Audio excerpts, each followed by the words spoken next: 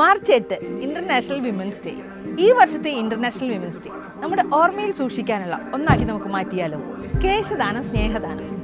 അവയവദാനം പോലെ തന്നെ മഹത്തായ ഒന്നാണ് കേശദാനം.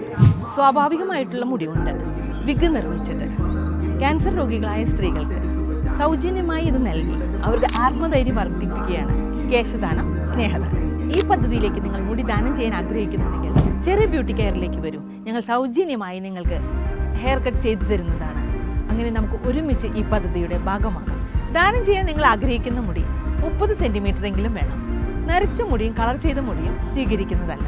പിന്നെ പുരുഷന്മാർക്ക് നീളത്തിലുള്ള മുടി ദാനം ചെയ്യാൻ ആഗ്രഹിക്കുന്നുണ്ടെങ്കിൽ നിങ്ങൾക്കും ഞങ്ങളുടെ ഭാഗമാകാം.